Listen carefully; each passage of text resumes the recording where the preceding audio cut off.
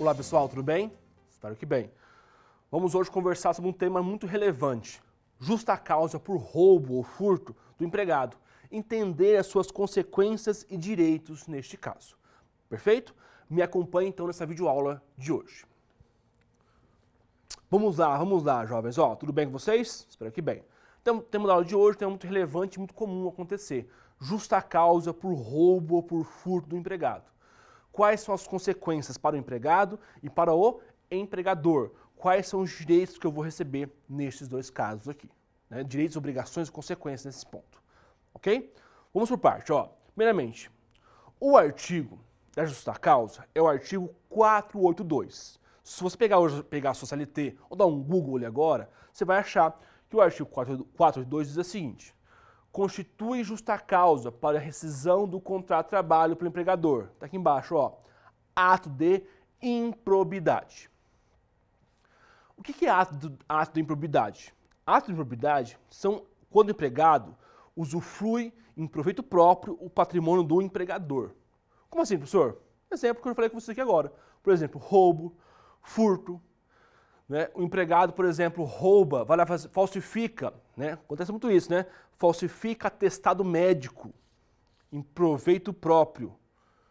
Né? Ele vai faltar, falsifica o atestado médico. Também, ato de improbidade. Falsificar, por exemplo, vale alimentação. Alimenta lá, vai no local, se alimenta por R$10, faz uma notinha de 50, de 60, de 70. É possível isso? Lógico que não, né?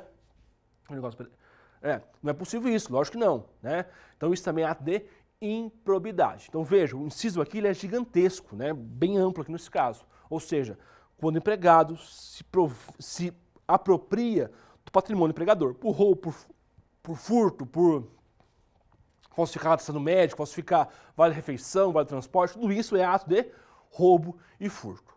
Beleza. Além disso, professor, beleza, entendi agora, perfeito lá o que é ato de improbidade. Mas quais são os requisitos e quando que o empregador pode aplicar justa causa contra a minha pessoa? Neste caso aqui, nós temos alguns requisitos, tá aqui, O empregador poderá aplicar justa causa por ato de improbidade desde que ele cumpra alguns requisitos. Vou destacar com vocês aqui agora quais são os requisitos. Primeiramente, tem que ser razoável esse roubo, esse furto. Tem que ser razoável. Como assim, professor, razoável? Veja, ele roubou uma caneta. Isso é razoável? Não, cara. Esqueceu no bolso, foi embora. Não é razoável dar justa causa para ele. Justa causa é a pena mais forte que existe. É a pena mais rústica que temos, né? Tem a advertência, tem a suspensão e tem a justa causa. Justa causa é a pena mais branda, mais forte que temos, neste caso. Então é cabível? Não, é só uma caneta, cara. Colocou no bolso e foi embora. Não cabe justa causa aqui, né? Professor, mas aqui, então, tem que ser razoável, proporcional. Além disso, tem que ser de forma imediata. Como assim de imediata? Veja bem, você foi pego furtando, o empregador tem que comunicar a sua rescisão direta. Não pode fazer assim, eu vou esperar para amanhã, ou para sexta-feira. Não. Peguei ele furtando, chamo ele no RH, olhei as câmeras lá, por exemplo, peguei ele furtando, chamo no RH e dispenso o sujeito. Lógico. Não é assim, imediato, pegou, não, calma, né? Pelo menos, a doutrina coloca nesse caso, que pelo menos tem que ter o expediente de trabalho. Ou seja, o trabalho das 8 às 18. Peguei ele roubando às 8 da manhã. Ok, meu cara, então você já tem que resolver isso hoje. Ligar para o advogado, ligar para o RH, ligar para a mãe, para o pai, quem for, mas você tem que resolver isso. Se o cara foi embora do trabalho, você gerou um perdão tácito, você perdoou essa situação. Tá? Então, tem que ser razoável, né? Ou seja, não pode ser uma caneta, por exemplo, um roubo de uma caneta, uma simples caneta. Também tem que ser de forma imediata, né? Ou seja, não pode esperar 2, 3 dias. Tem que pegar lá e pegou roubando, furtando, né? Adulterando vale transporte, adulterando vale refeição, já comunica a justa causa. Lógico, sempre de forma privativa, nunca de forma no meio de todo mundo, isso também não é possível, tá certo? Além disso, pessoal, provas da necessidade da justa causa. Tá ali, evidências físicas, até testemunhos, né? Imagens de câmeras de segurança, quanto disponíveis, né? E até embaixo do boletim de ocorrência. Vamos por parte. Provas da necessidade da justa causa. Neste caso, tem que existir as provas? Tem. tá? É bom para a empresa. Pode ser provas testemunhais. Como provas testemunhais, professor? Alguém que viu ele roubando. Não sei se é uma câmera ou um vídeo. Ó, eu tenho fulano, o João, que viu que o Pedro roubou. Ok. Então, testemunho. O ideal mesmo é ter uma câmera, vídeos, né, nessa situação, para que você possa comprovar isso, né, comprovar que existiu o ato de justa causa, tá? Porque senão é esperado para entrar com uma ação, às vezes uma ação dando moral, uma ação cobrando você nessa situação. Além disso, muito comum perguntar assim, professor, é obrigatório fazer o boletim de ocorrência? Não, tá? Não é obrigatório. Por exemplo, o empregado foi pego furtando com o Pix. O Pix da empresa era 0,800, ele passou o Pix próprio dele. Roubou a empresa. Ok. Eu posso chamar ele e dar justa causa? Pode. É obrigatório o boletim de ocorrência? Não. Professor, eu posso fazer? Pode. Se o empregador faz o boletim de ocorrência, esse empregado vai responder criminalmente. Mas não é obrigatório aqui na relação trabalhista. Mas ele pode fazer? Pode.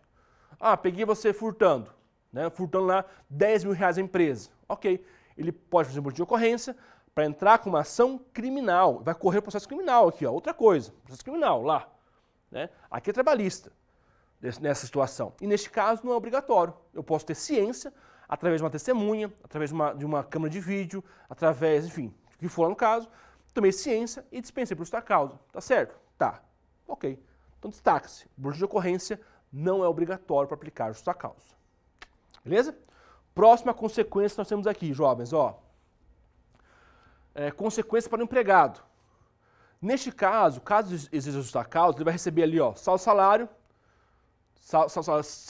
né? Férias vencidas, caso tenha, acrescidos de 1/3 do seu valor. Como assim, professor? Seguinte, ó.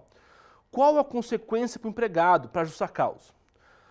Nos seus direitos, o que ele vai receber?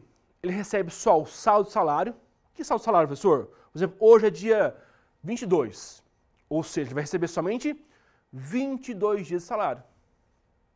Saldo do mês de março, por exemplo, 22 dias.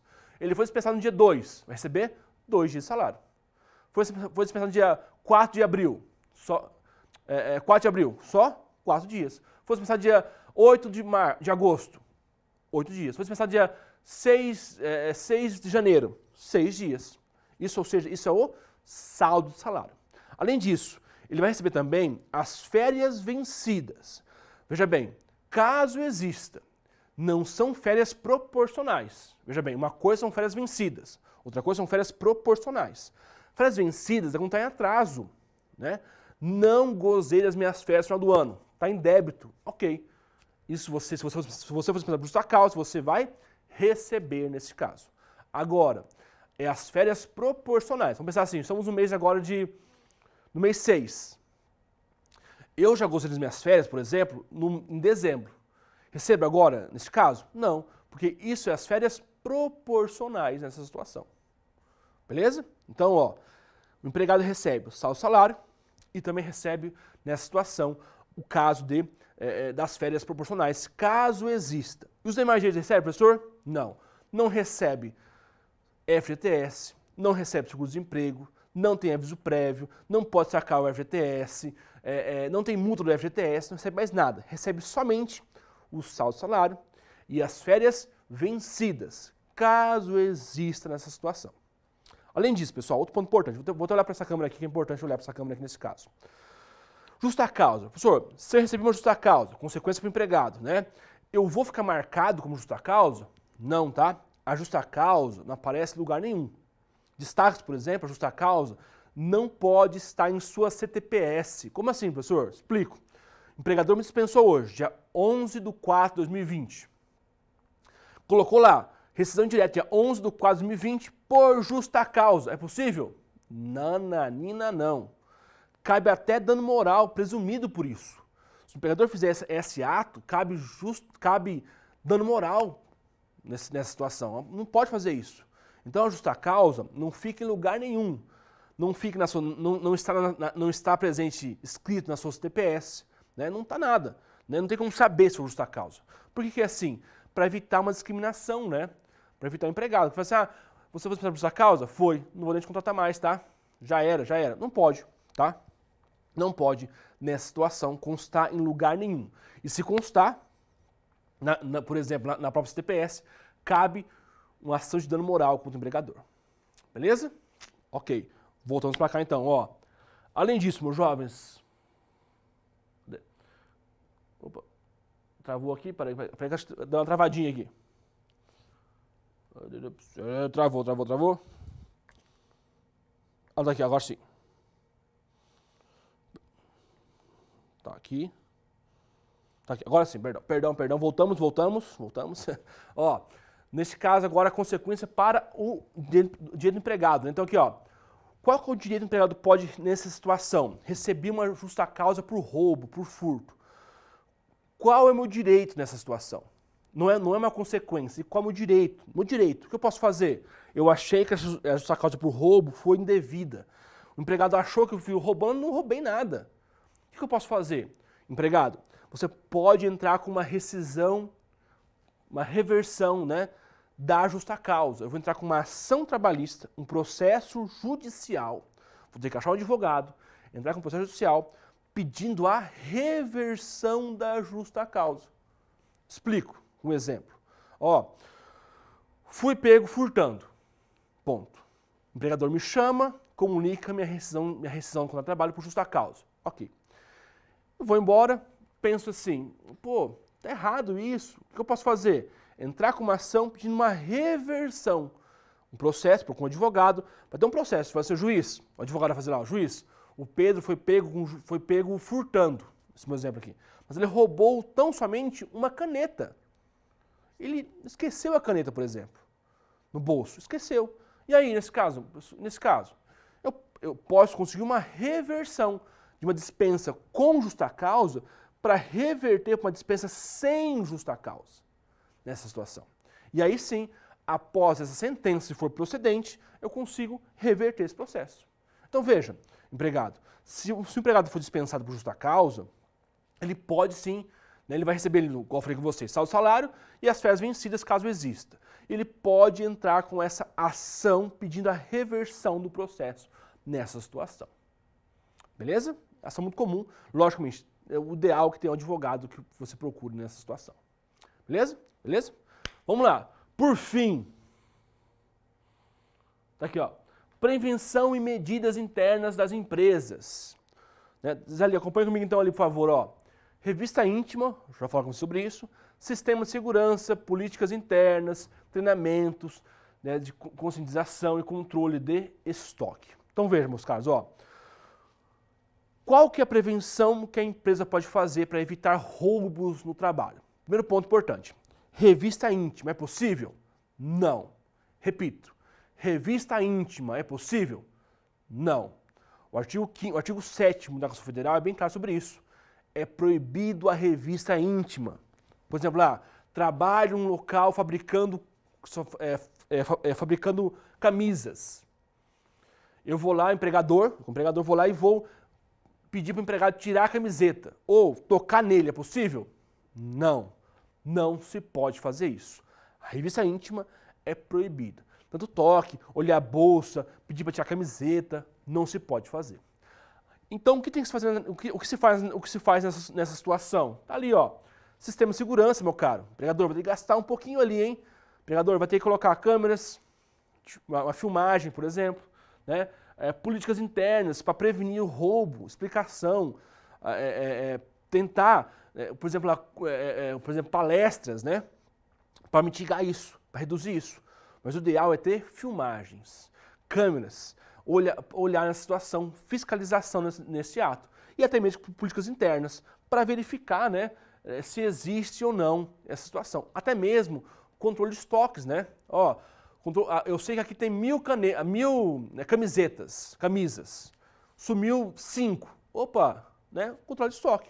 Então, empregador, portanto, não se pode fazer, nesse caso, essa situação da justa causa, de pedir revista íntima, tocar na pessoa. Tem que ter câmeras, filmagens, nesse caso, né? Controle de estoque, políticas de controle da empresa, para evitar o furto nessa situação.